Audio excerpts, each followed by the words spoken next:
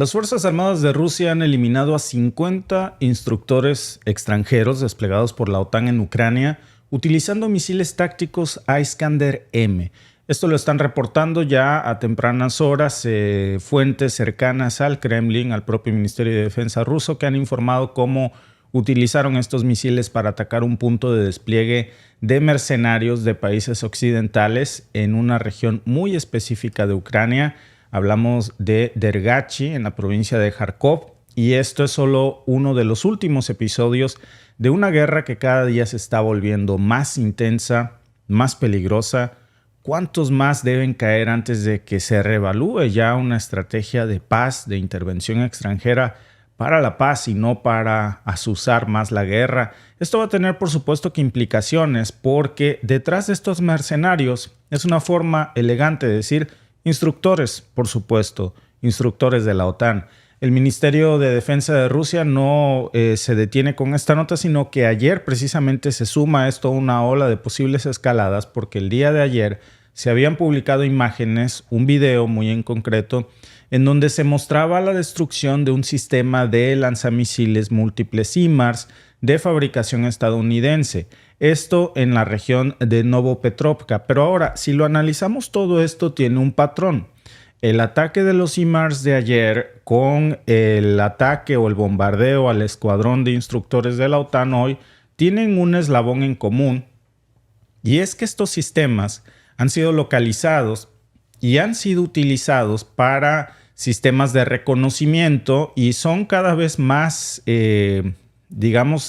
representan una amenaza más grande a la capacidad tecnológica y militar de Rusia en este conflicto. La OTAN, como sabemos, ya ha desplegado un número muy importante de instructores para entrenar a las fuerzas en Ucrania, porque una vez que estos equipos llegan ahí, pues Ucrania no sabe cómo manejarlos, no los había tenido antes, son demasiado costosos, son equipo militar que usualmente estaba restringido para los países de la OTAN, y Ucrania es nuevo en el uso de estos sistemas de armas tan avanzadas. Por eso vemos como países miembros como por ejemplo Canadá, Dinamarca, Finlandia, hablamos por supuesto también de Lituania, Países Bajos, incluso Noruega, han contribuido a enviar personal de la OTAN que instruya a los ucranianos para usar estos equipos. Países socios también como Australia y Nueva Zelanda han participado. Hasta este momento, el año pasado se estimaba que había 150 instructores oficiales desplegados de la OTAN en suelo ucraniano y de países cercanos, más todos los que entran como mercenarios, pero que en realidad sabemos que son soldados o instructores encubiertos. Y todo esto se ha centrado en una razón muy específica: entrenar a los soldados ucranianos en el uso de lanzamientos Javelin, sistemas de artillería autopropulsados, hablamos de los AS-90, entre muchos otros. Los Javelin son, como sabemos, altamente efectivos contra los tanques rusos, mientras que para Ucrania utilizar correctamente los sistemas AS-90 pues también representa una ventaja sustancial, porque pueden disparar hasta 6 rondas por minuto, y esto le da a Ucrania un poder de fuego significativo para intentar sostener las líneas de defensa. Estos entrenamientos también estarían incluyendo los que la OTAN está desplegando en Ucrania: técnicas de combate urbano, patrullaje, liderazgo en el campo y primeros auxilios, que son esenciales, por supuesto, para la supervivencia en el combate. Pero ahora, más allá de lo que se está instruyendo, ¿por qué se eligió Dergachi? ¿Por qué la OTAN elige Dergachi para entrenar a las tropas ucranianas? ¿Por qué Rusia, a su vez, decide lanzar un Iskander en Dergachi? Esto está ubicado, para que tengamos una idea, en la provincia de Kharkov, y es un punto de despliegue y entrenamiento muy importante. La respuesta del por qué la vamos a encontrar precisamente ahí, en la razón de su ubicación geopolítica y también en el escenario de este conflicto, porque es una región que está muy cerca de la línea del frente. Claro, eso lo hace crucial para la logística, y para la OTAN es importantísimo porque desde ahí pueden desplegar tropas rápidas, bien entrenadas, con equipos occidentales. Y estos miembros de la OTAN o mercenarios, lo que sí sabemos es que son entrenadores extranjeros, como le querramos llamar, pues estaban allí para asegurarse de que las fuerzas ucranianas pudieran utilizar eficientemente los equipos de la ayuda occidental. Entonces, al eliminar estos instructores, pues lo que estamos viendo aquí es un golpe muy importante para la capacidad operativa de Ucrania, y eso también nos habla de la vulnerabilidad de estos puntos de entrenamiento frente a los ataques rusos. Pero no nada más se trata de los Javelin. Aquí también se estaría desplegando entrenamiento para el uso, por ejemplo, de los sistemas HIMARS, en donde los soldados ucranianos están siendo entrenados en el uso de estos misiles antitanque. También, por supuesto, los Javelin, que son los sistemas de defensa aérea Stinger, los drones de reconocimiento y ataque, la artillería autopropulsada, los AS-90 de los que hablábamos. Entonces, esto, por supuesto, que constituye un punto muy importante de ataque para Rusia, porque después están los sistemas de defensa, por ejemplo, estos los Stinger, que también han sido un dolor de cabeza para Rusia porque son muy importantes para repeler los ataques aéreos. Entonces, estos misiles, que son portátiles, que los pueden desplazar los soldados, pues les permite derribar aviones rusos, helicópteros rusos, ofreciéndoles una defensa vital contra cualquier incursión aérea. Este tipo de armamentos es muy útil en el conflicto, en donde la superioridad aérea como la que tiene Rusia pues puede determinar el curso de las batallas, y esto es una amenaza que siempre va a estar en tierra. Además, luego está el tema de los drones. Todos sabemos que Ucrania se ha vuelto particularmente afín al uso de estos drones de grado militar, y ahí precisamente se estaría hablando también de un entrenamiento con el uso de drones en el campo de batalla que le permitiría no solamente hacer labores de vigilancia, sino también, por supuesto, atacar todo tipo de posiciones. Posiciones enemigas, áreas militares, áreas lamentablemente civiles. También lo hemos visto en días pasados cómo se han utilizado estos ataques con drones, y pues eso ha cada vez escalado más. Y entonces vemos cómo lo que estaban haciendo ahí esos instructores en Dergachi pues era entrenar a estas fuerzas ucranianas en el manejo de todos estos sistemas avanzados, y la formación que habría incluido no solamente el uso táctico de estos equipos, sino también cómo integrarlos a sus sistemas de estrategia general para sostener las líneas de defensa, sobre todo en momentos tan cruciales como estos, que son muy difíciles para las tropas ucranianas. Este tipo de entrenadores usualmente vienen de diversos orígenes. No se ha revelado hasta este momento de dónde habrían sido estos 50 instructores occidentales. Muy probablemente, si lo vemos en las estadísticas y pensamos que los países que más están mandando instructores a Ucrania son, por ejemplo, Canadá, que ha sido uno de los principales contribuyentes de instructores de entrenamiento en Ucrania, sobre todo cuando se trata de uso de artillería, de tácticas de combate, pero también hay otros. Por ejemplo, podríamos hablar de Países Bajos, Noruega, que están enviando instructores para enseñarle a los soldados ucranianos cómo usar el equipo occidental recién desempacado. Pero la pregunta clave es cómo va a afectar esto al curso de la guerra, porque podría haber una escalada aquí. Es más que evidente que se trata de personal de la OTAN, aunque se les quiera encubrir o llamar mercenarios o con este mote de simplemente instructores occidentales. ¿De dónde más van a venir y cómo más van a saber cómo utilizar estos equipos que solo la OTAN tiene, como los HIMARS, por ejemplo, o los Javelin? Pues es evidente que vienen de las filas militares de cada uno de estos países, y entonces vamos a esperar a ver qué reacciones hay, qué escaladas va a haber en el conflicto. Y precisamente por eso nuestra encuesta de esta mañana es si el ataque de Rusia a la OTAN podría escalar aún más las tensiones. Las opciones son sí, absolutamente; no, se mantendrá igual; o C, solo a corto plazo. Los invitamos a votar en nuestra encuesta solo por YouTube para que también puedan expresar su opinión. También en los comentarios estamos leyendo en estos momentos los comentarios de cada uno y todos ustedes que están aquí. Gracias a todos por participar en nuestra encuesta. El ataque de Rusia a la OTAN escalará las tensiones. El 67% cree que sí, absolutamente. El 24% cree que no, que las cosas se van a mantener igual. Y el 9% cree que solo a corto plazo.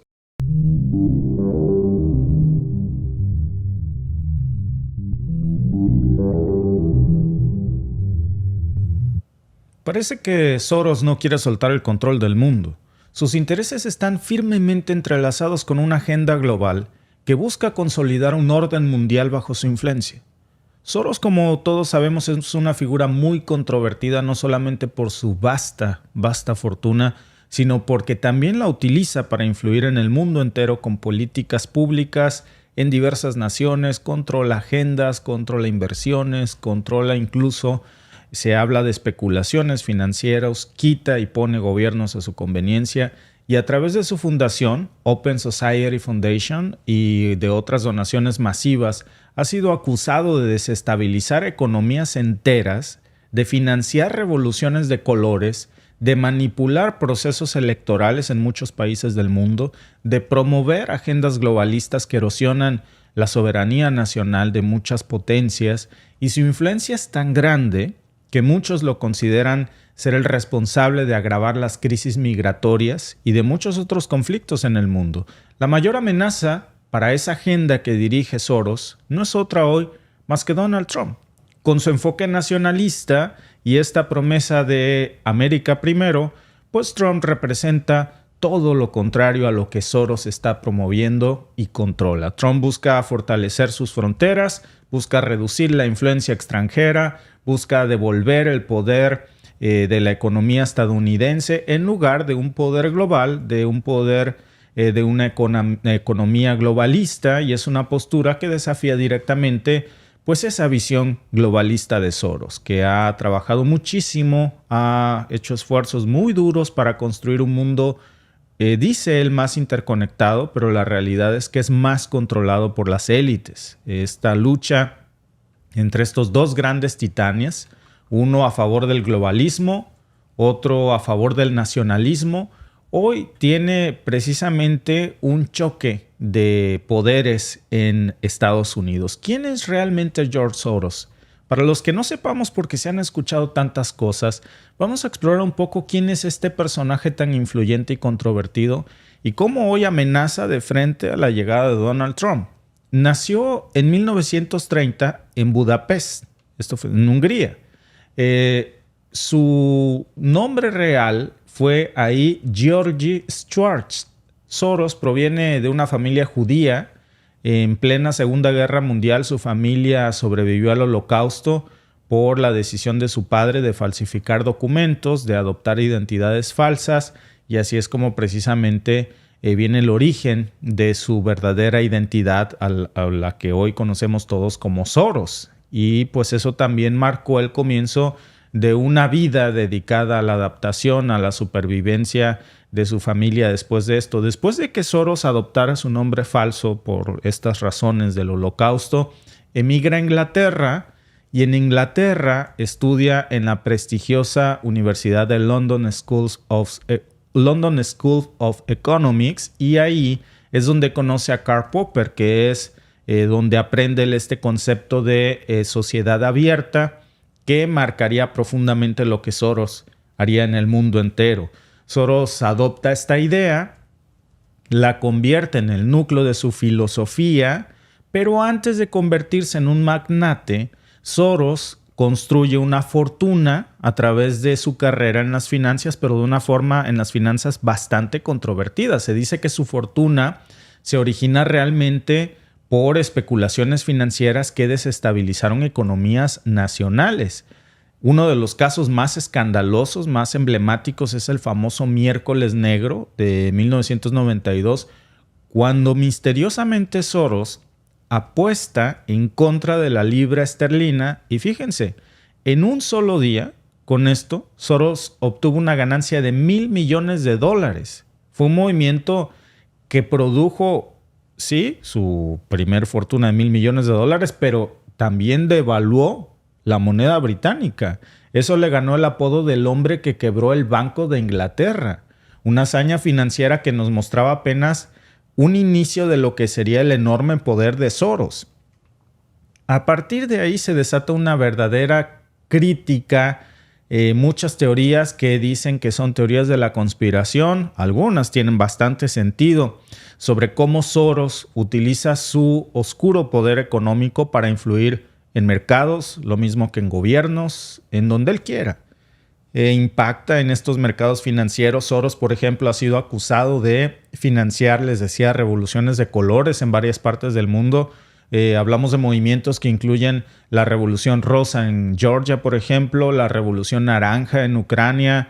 Ha buscado derrocar gobiernos a los que él tacha de autoritarios para regalarles la democracia. A eso le llama caridad. Y entonces les regala la democracia a través de golpes de estados a muchos países. Muchos, por supuesto, critican esto como algo que no es evidentemente una filosofía, sino que es una simple propaganda de intereses políticos de Soros y, por supuesto, de sus aliados occidentales, porque la pregunta es si realmente Soros está promoviendo la democracia o más bien está buscando cómo ganar más dinero, porque al final lo que es un empresario.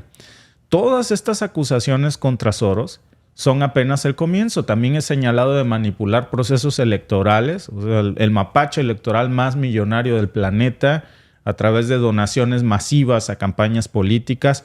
Por ejemplo, en Estados Unidos ha sido uno de los mayores donantes del Partido Demócrata por mucho tiempo. Fíjense, nada más ha invertido en los demócratas más de $128 millones en las elecciones de medio mandato del 2022, solamente porque dijo, ¿por qué no? $128 millones. Prácticamente podría decir que tiene una parte del Partido Demócrata escriturado a su nombre.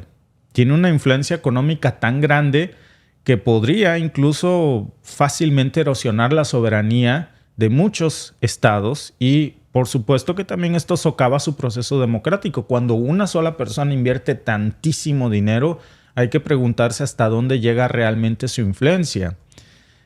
Detrás de esta influencia está precisamente su agenda mundial que está imponiendo con éxito, que es una agenda globalista. Soros ha tratado de tener esta idea que recuerdan ustedes que les platicaba yo que obtuvo desde la universidad de un solo gobierno mundial.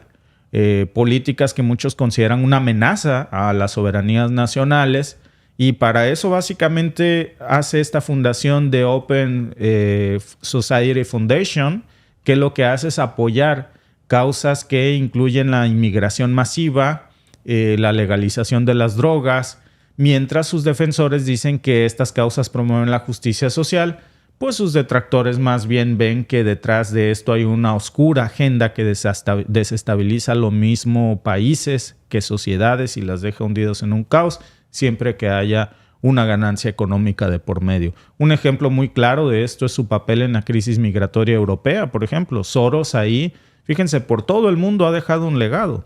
Soros ha sido acusado de financiar organizaciones que promueven la inmigración masiva en Europa y muchos de sus críticos han dicho que esto fue realmente lo que originó muchas tensiones sociales y económicas en varios países europeos. Por ejemplo, en Italia se le ha culpado a Soros de ser quien agravó la crisis migratoria en la isla de Lampedusa, donde miles de migrantes llegaron en condiciones precarias, generaron un gran impacto en la población local.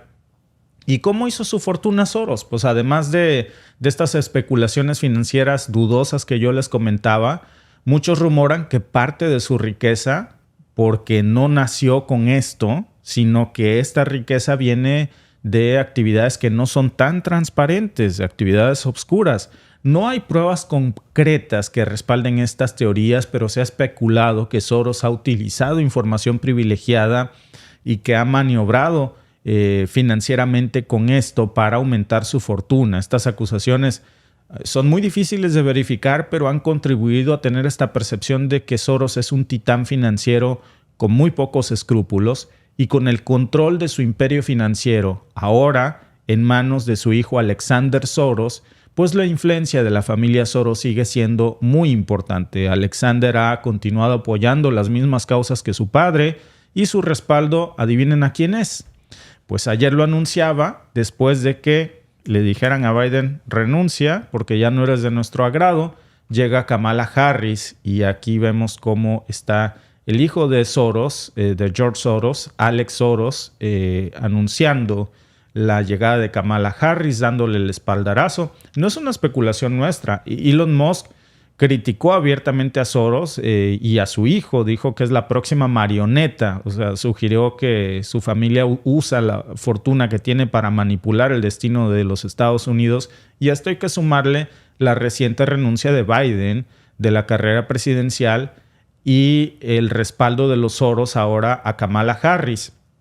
Esto es un claro indicio de cómo están moviendo sus hilos detrás de bambalinas. Biden con su tambaleante apoyo a Israel, a veces sí y a veces no, con las acciones de Netanyahu que ha desaprobado en alguna u otra ocasión Biden, que le ha temblado la mano para condenar de lleno a Netanyahu y a veces en las Naciones Unidas ha dado estos bandazos, pues perdió el favor del judío más poderoso del mundo, de George Soros, quien no le perdonó a Biden esta debilidad. Y seguramente eso fue lo que terminó costándole a Biden su propia renuncia. Así de grande puede ser el poder de Soros, incluso la imposición ahora de Kamala Harris como candidata, el respaldo público de ayer de Alex Soros a su candidatura, pues nos muestra que el poder de esta familia es grandísimo. Y no es solamente mi especulación, repito, Elon Musk criticó ayer abiertamente a los Soros. Dijo que se refirió a esta fotografía que están ustedes viendo en pantalla de Kamala Harris con Alexander Soros como la próxima marioneta. Con esto lo que quiere decir es que la familia Soros está manipulando el escenario político. Y miren, mágicamente, después de esta fotografía, del anuncio de la retirada de Biden y después de que el hijo de Soros se tomara esta imagen con Kamala Harris, pues mágicamente hoy se despierta Kamala con una suma multimillonaria en recaudaciones mágicas. En solo 24 horas, su campaña recaudó más de $80 millones. Es una cifra récord. Esta cantidad astronómica solo puede ser explicada con la mano de Soros y de su élite, que están decididos a asegurar que Harris sea la candidata demócrata y que venza a Donald Trump a como dé lugar. Es una recaudación sin precedentes en los Estados Unidos que no solo subraya el poder financiero que hoy está recibiendo Kamala Harris, sino también la urgencia de los Soros por mantener el control, el poder de los Estados Unidos en sus manos para su agenda. Y la pregunta que hoy debemos hacernos es ¿qué impacto va a tener esto en la soberanía, no solo de los Estados Unidos, sino del mundo entero? Estamos viendo un mundo donde hoy las decisiones ya no se toman en función de los votos de los ciudadanos, sino de la agenda globalista dictada por unos cuantos poderosos como George Soros.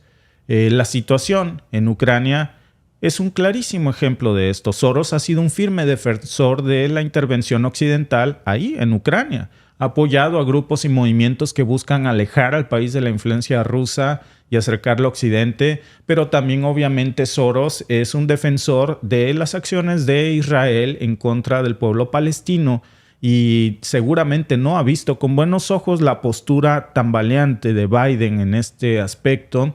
Y todo esto ha contribuido a prolongar precisamente estos conflictos, a causar más sufrimiento y destrucción en el mundo.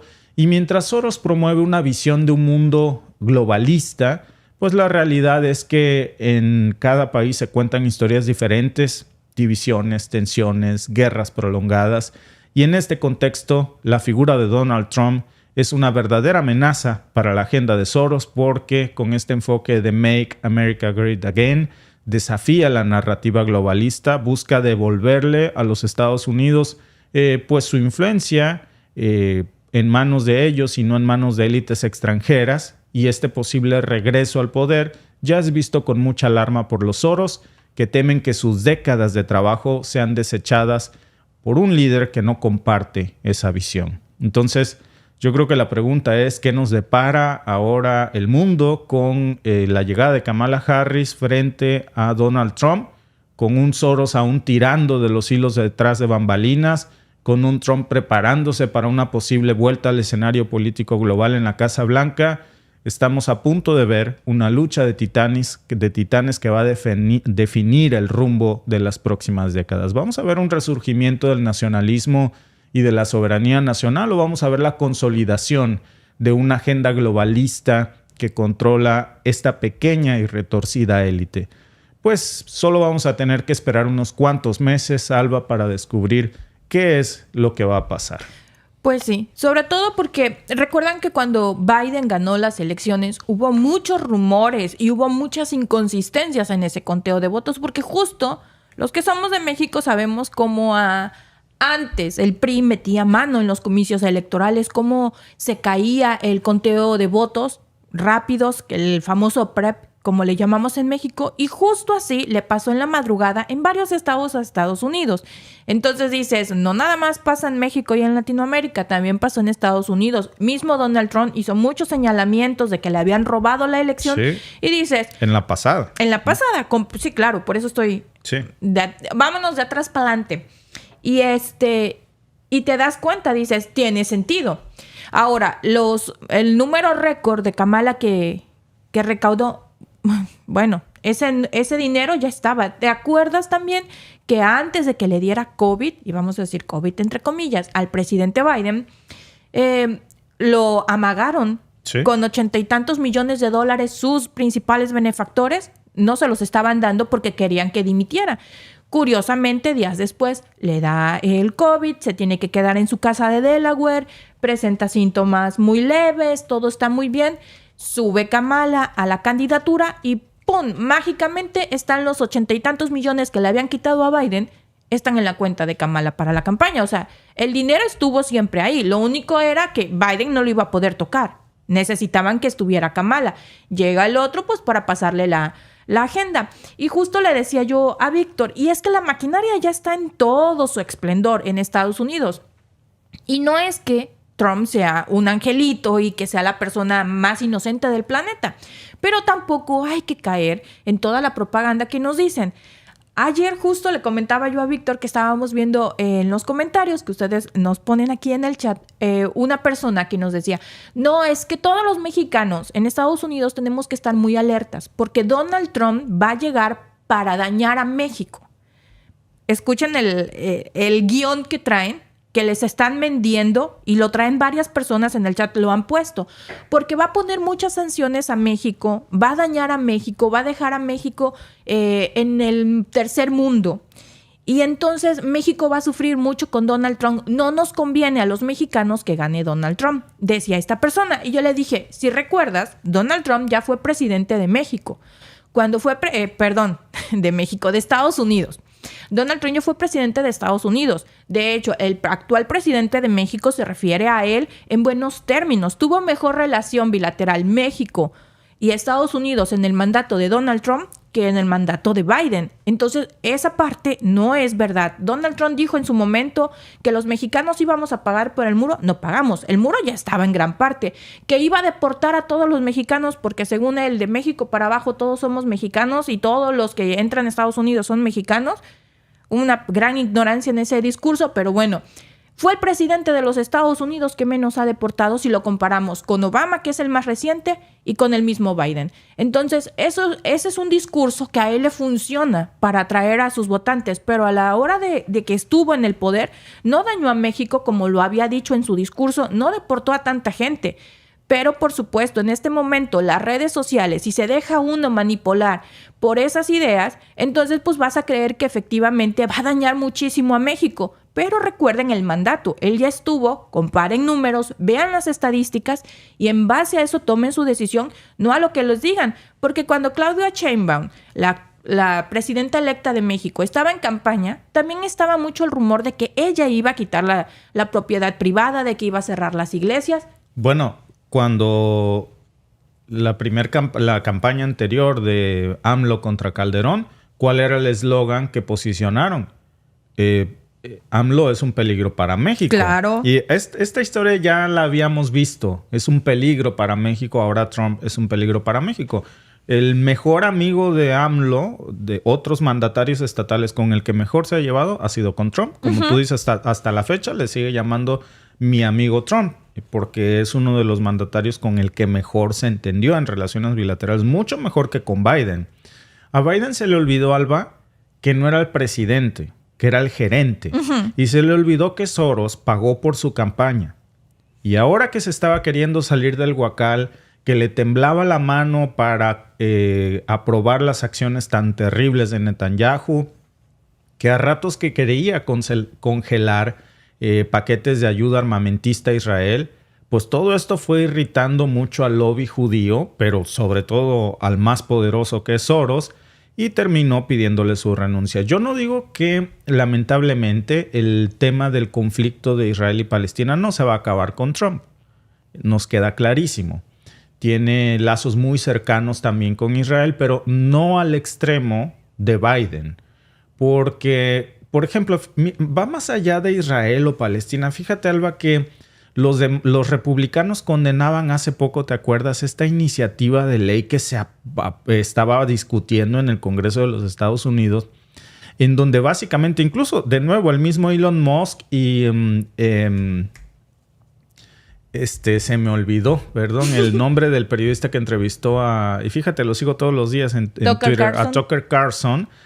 Tucker Carlson también reposteó y lo pusimos aquí, en donde decía, entonces básicamente los demócratas quieren declarar a la Biblia antisemita, al Nuevo Testamento, a la parte en donde se dice que pues los judíos asesinaron a Jesucristo, ¿no? Y entonces querían suprimir esa parte porque decían que ese es un enfoque antisemita y que ese tipo de textos contribuyen al discurso de odio al pueblo judío. Nada que ver. A ver, era una parte, sí es cierto que eran judíos, pero el mismo Jesús también era judío. Más allá que meternos en estos debates religiosos, pues recordemos que Trump es cristiano.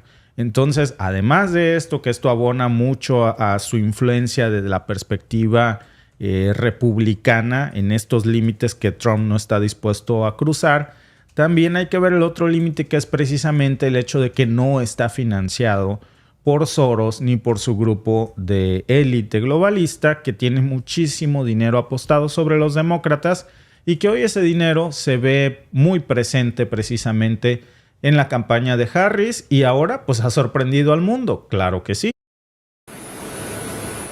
Masivo respaldo de los demócratas a Kamala Harris. La vicepresidenta de Estados Unidos se mostró el lunes orgullosa de contar con el amplio apoyo necesario de los delegados para convertirse en la candidata presidencial de su partido. En su primer discurso electoral desde que el presidente Joe Biden abandonó sus aspiraciones de reelección, Harris arremetió contra el candidato republicano Donald Trump, a quien comparó con depredadores y estafadores con los que tuvo que lidiar en su época de fiscal de California. Depredadores que abusaron de mujeres, estafadores que timaron a los consumidores, tramposos que rompieron las reglas en beneficio propio. Así que escúchenme cuando digo, conozco el tipo de persona que es Donald Trump. Harris prometió luchar por la libertad reproductiva y denunció que si Trump tiene la ocasión, firmará una prohibición del aborto para todos los estados. Los demócratas parecen haber dejado atrás la crisis interna sobre la capacidad física y mental de Biden para un segundo mandato y miran hacia el futuro cuando faltan poco más de 3 meses para los comicios. Encuestas recientes de intención de voto dan al republicano una estrecha ventaja sobre la demócrata, de 48 frente a 46%. Pues dos cositas. Uno, sí sabemos el tipo de persona que es Trump. Lo que no sabemos es el tipo de persona realmente que es Soros y su nueva imagen, Kamala Harris. Yo creo que esa más bien es la pregunta real aquí. Trump ya fue presidente. Ya sabemos cuáles son sus debilidades y sus fortalezas. Ya sabemos realmente cuál va a ser la relación con México porque ya hubo una relación, por cierto, muy buena entre López Obrador y Trump. Ahora, por cierto, pues en México las cosas no van a cambiar mucho en materia diplomática porque la nueva presidenta de México sigue una agenda muy similar a la del presidente López Obrador y yo creo que ya más o menos podemos hacernos una idea. Lo que también tenemos que tomar en cuenta además, que es el segundo tema, es si en la misma cápsula que acabamos de ver dicen que Biden no asume su reelección porque no está mentalmente facultado, tal vez por todas estas dudas de que no tiene la facultad mental para volverse a reelegir. Eso quiere decir que en estos momentos tampoco debería de ser presidente de los Estados Unidos. No. ¿Quién está mandando realmente ahí? No lo sabemos, pero todos menos Biden. Eso que nos quede claro. ¿Quién crees que realmente controla a Kamala Harris? ¿George Soros?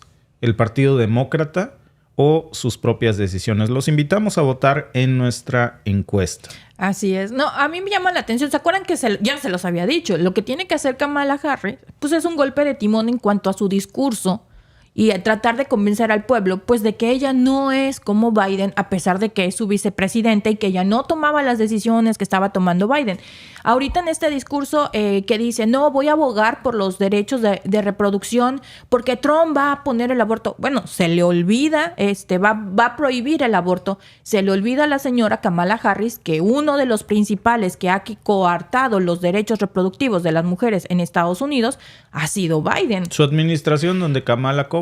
Exactamente. Entonces ahora viene a querer dar la vuelta para decir que es de Donald Trump. No estoy diciendo que no lo va a hacer, pero tiene que entonces desligarse y decir, no estuve de acuerdo con las decisiones que tomó el presidente y es por eso que yo voy a tomar otro camino. Ahora, pero no puede echarle la culpa al de hace 3 años, porque claro, las decisiones actuales las tomó Biden. Y mira, podemos estar de acuerdo o no con el tema de los derechos reproductivos, pero yo prefiero una persona que dice, como Trump, yo soy cristiano y yo con eso no voy y sabes que no va, a una persona como Kamala que te dice que con eso no va y a la hora de la hora no, hace lo contrario, porque durante esta administración vimos totalmente un discurso muy diferente al que hoy está hablando. Como tú dices, la vemos hablar y decimos, ¿de qué estás hablando, Kamala? ¿De qué estás hablando cuando tuviste miles de protestas en todo Estados Unidos, incluso más de las que hubo con Trump? En fin, gracias amigos por votar en nuestra encuesta por YouTube. ¿Quién crees realmente que controla a Kamala Harris? El 83% cree que George Soros, el 14% que el Partido Demócrata y el 3% que ella toma sus propias decisiones.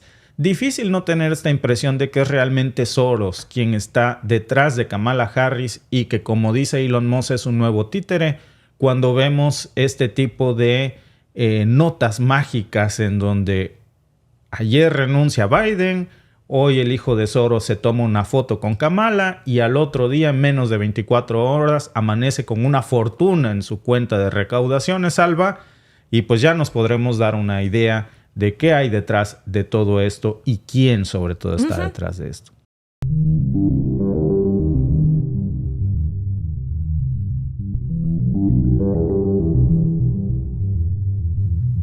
Lo que antes era un rotundo no a cualquier negociación con Putin, ahora se ha convertido en un desesperado llamado a la paz de Zelensky. En una reunión hoy con el secretario de Estado del Vaticano, el propio Zelensky pidió con urgencia ponerle fin a esta guerra, dijo, para salvar vidas humanas. Este giro radical nos da apenas un acercamiento no solamente de la enorme presión que enfrenta Zelensky, sino también de este cambio de discurso que suena más a una rendición sin el respaldo de Biden, que ya se está desvaneciendo. Pues la máquina de guerra de Zelensky está quedándose sin combustible y hoy vemos este cambio de discurso. ¿Quién lo dice? Es muy importante aclarar antes de comenzar este análisis. ¿Quién dice que Zelensky se dobló? ¿Quién dice que ha dicho esto de que tenemos que poner fin a la guerra lo antes posible? Pues está confirmado, no es una nota de algún portal prorruso, es tomado del propio canal oficial de Zelensky. Tenemos aquí un video, no está traducido al español, pero déjenme mostrarles los primeros segundos en donde Zelensky dice esto, que le urge poner fin a esta guerra lo más pronto posible.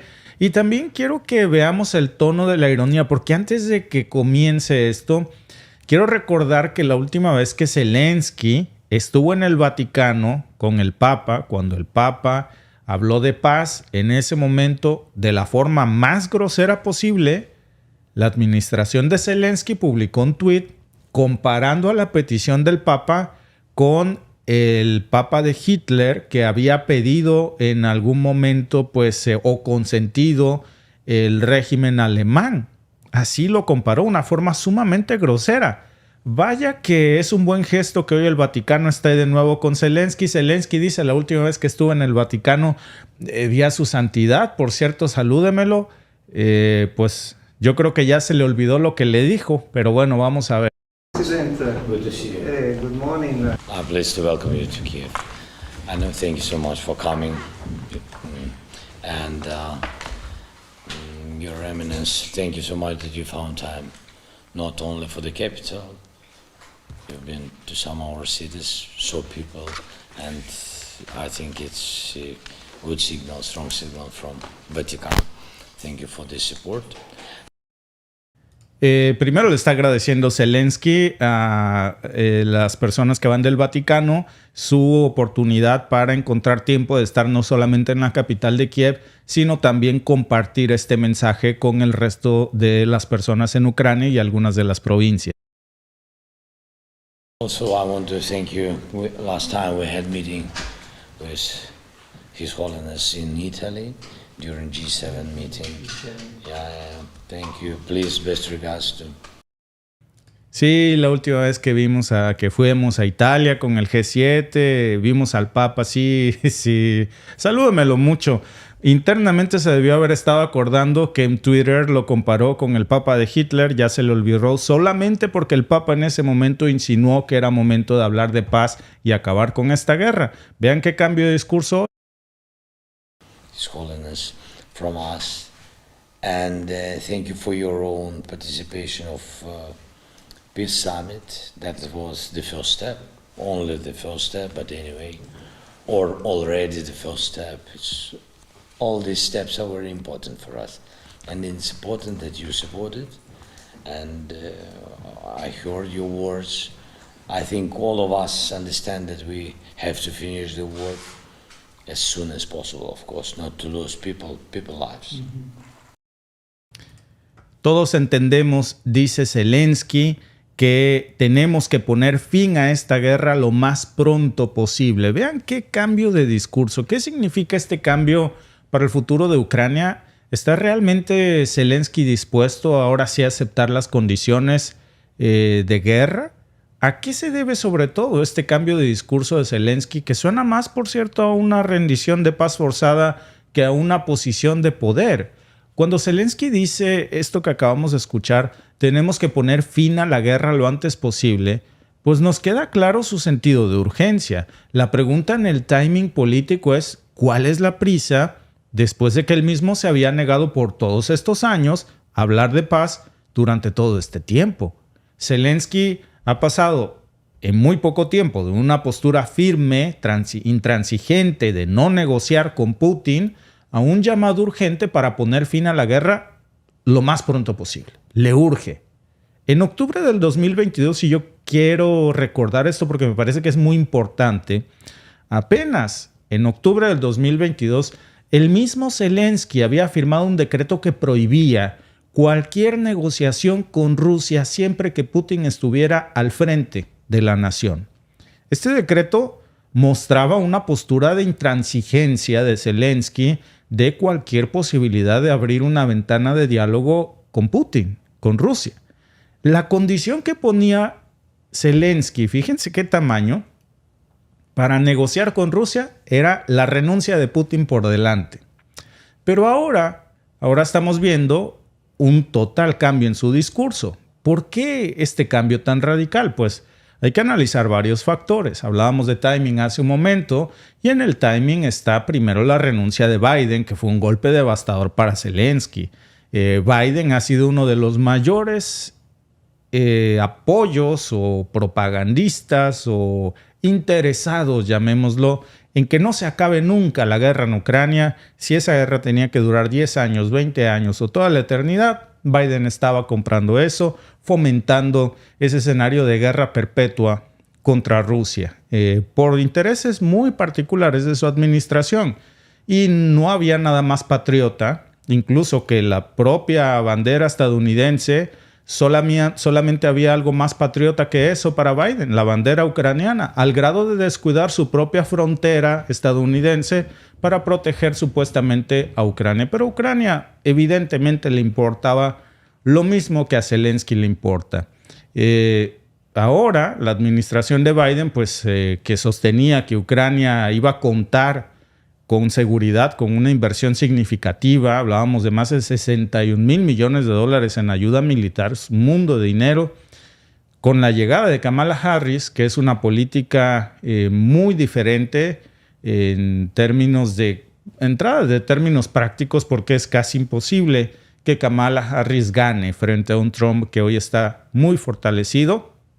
Y ahora pues el cambio infinito de dinero de los Estados Unidos hacia Ucrania pues cambiará, porque Trump ha dicho que el dinero se acaba para Ucrania cuando él llegue al poder, no más.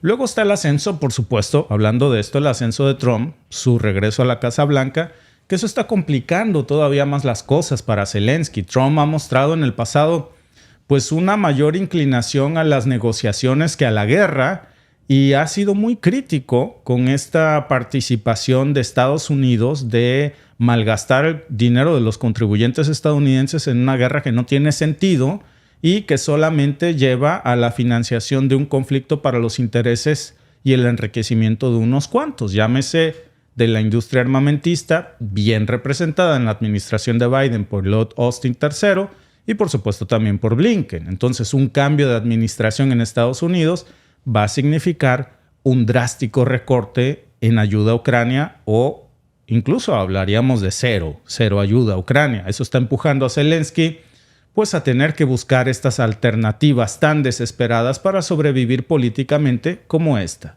Es el único camino que le queda. Y por otro lado, pues la derrota electoral de viejos aliados de Zelensky, como Rishi Sunak en Reino Unido, como Olaf Scholz en Alemania, que su partido está cada vez más débil, el mismo Emmanuel Macron, que han dejado a Zelensky sin muchos de sus principales apoyos europeos, porque todos estos líderes han sido en un pasado muy cercano los pilares del financiamiento de este conflicto en Ucrania. Pero ahora, con un nuevo discurso, con nuevos líderes, pues no se está compartiendo la misma visión de malgastar el dinero en este conflicto, y las cosas están cambiando demasiado pronto. Todo este agotamiento interno pues es otro factor importante para comprender por qué el cambio de discurso tan gracioso de Zelensky. La guerra ha dejado a Ucrania totalmente devastada. Estamos hablando de más de 100,000 soldados ucranianos, por lo menos los que se han reconocido públicamente, que han perdido la vida. Las condiciones económicas de Ucrania están en su peor momento. 200,000 millones de dólares en deuda que ha adquirido Zelensky solamente por esto, más las que no sabemos. Una infraestructura ucraniana que está en ruinas, millones de ucranianos que han sido desplazados. La paciencia de la población ucraniana ya llegó a su límite. Zelensky no representa el apoyo ni el sentir de los ucranianos, eso nos queda claro. La presión internacional también está jugando un papel muy poderoso aquí. Durante la última cumbre de paz en Suiza, que fue más bien un chiste porque fue una cumbre de paz a la que no se invitó al otro país en conflicto para discutirse un plan de 10 puntos de paz sin que se involucrara a Rusia, que es la otra parte con la que hay guerra, pues se decía que se buscaba una seguridad nuclear, una libertad de navegación, una seguridad alimentaria, pero nada de esto resultó en algo concreto. La respuesta de Rusia a este nuevo discurso que hoy tiene Zelensky, que manda este coqueteo de vamos a terminar la guerra con Rusia lo antes posible, estoy dispuesto a platicar, si quieren mañana mismo, pues mañana terminamos esta guerra, a mí me urge como comer, pues no es vista con los brazos abiertos hoy por Moscú. Moscú dice que está dispuesto a negociar, pero con condiciones que incluyan ciertas garantías específicas, como la retirada de tropas ucranianas de las regiones del Donetsk, de Lugansk, de Zaporizhia, de Jersón, el reconocimiento de Ucrania sobre Crimea y Sebastopol como parte de Rusia, y además Rusia exige la neutralidad y la desnazificación de Ucrania. Esas demandas que son muy difíciles de aceptar para Zelensky sin perder el apoyo interno y externo. Zelensky se encuentra, y esa es la realidad, en un callejón sin salida. Tiene una falta de apoyo continuo de sus aliados occidentales, ahora tiene la presión interna, las demandas rusas que le dejan pocas opciones viables para librar con éxito esto. No hay manera de que salga bien o como un vencedor. Esa es la realidad. La realidad es que al final del camino solo queda Rusia. La pregunta es, ¿puede Zelensky encontrar una salida digna a esta situación o se va a ver obligado a aceptar las condiciones que le tengan que ser impuestas por Moscú? Ya lo hemos dicho muchas veces antes, pero ahora esta adivinanza encaja mejor que nunca a la perfección. ¿en qué se parece Zelensky a un caballito de feria? Piénsenlo bien. Un caballito de feria necesita que le eches monedas en el lomo para avanzar. Sin esas moneditas, el caballo no anda. De la misma manera, Zelensky ha obedecido fielmente las órdenes de quienes le pagan por andar en esta guerra para mantener todas las operaciones a conveniencia de un pequeño grupo. Y adivinen qué, las moneditas en el lomo ya se están acabando. La corrupción en Ucrania ha sido rampante, nadie puede negar eso. Según el índice de percepción de la corrupción del 2023 de Transparencia Internacional, Ucrania ocupa una de las posiciones más bajas en Europa. Fíjense, se sitúa en el puesto 116 de 180 países. Es uno de los más corruptos del mundo. Y este índice, que mide la percepción de la corrupción en el sector público, pues muestra algo muy claro. Zelensky es parte de esta estadística y también es parte del problema. Ese es el país que él dirige y es cómplice y responsable de esos niveles de corrupción en donde todo se mueve con dinero, como el caballito de feria. Pero ahora muchos países han comenzado a recortar sus contribuciones a Ucrania. Alemania, por ejemplo, ya lo hablábamos hace poco, la semana pasada decidió reducir la mitad de su ayuda militar para el 2025. 8,000 millones de euros menos. Ahora de 8,000 millones, se rebajó Alemania a solo dar 4,000 millones. Y contando. Lo mismo hizo Italia. Lo mismo hizo Hungría. Muy pronto Estados Unidos. Y sin todas estas moneditas en el lomo de Zelensky, pues sus ganas de sostener un conflicto prolongado mágicamente han desaparecido. Y ahora el nuevo Zelensky, más cerca de ti, dice: debemos terminar la guerra con Rusia lo más pronto posible. Cambió de opinión mágicamente el hombre. Y por eso la pregunta de esta tarde es: ¿qué factor crees que influenció más en el cambio de discurso mágico de Zelensky? Las opciones son presión interna, falta de apoyo externo o el desgaste de la guerra. Los invitamos a votar por YouTube. Escojan la opción que ustedes creen que se adecua más a esta nueva realidad de algo que, por cierto, para algunos ya se veía venir, para otros no.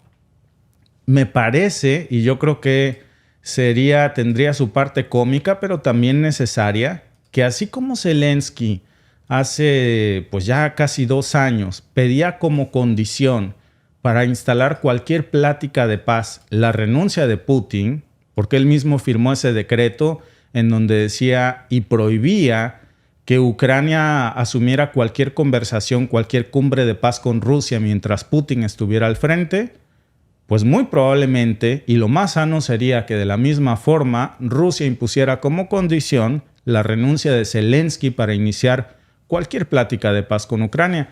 De entrada, por una cosa que no se nos tiene que olvidar, pues para hablar de paz tienes que entablar una relación, una mesa de diálogo con los dos países involucrados a través de sus representantes.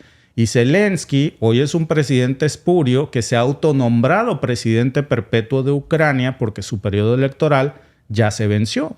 Y entonces partiríamos de pensar si realmente sigue siendo el presidente de Ucrania, porque constitucionalmente eso no está permitido. La constitución ucraniana no permite esa maniobra que hizo Zelensky de autonombrarse a sí mismo presidente perpetuo, y es algo que él se sacó de la manga y ostenta ahora el poder por tiempo indefinido. Gracias a todos por participar en nuestra encuesta en YouTube. ¿Qué factor crees que influenció más el cambio de discurso de Zelensky? El 53% cree que fue por la falta de apoyo externo, el 29% por el desgaste de la guerra y el 19% por la presión interna. Muchas gracias, por cierto, a todos los amigos que están con nosotros aquí en el chat. Muchas gracias, amigos, por conectarse a nuestro podcast, y nos vemos en el siguiente con Alba. Hasta luego y nos vemos en el siguiente podcast.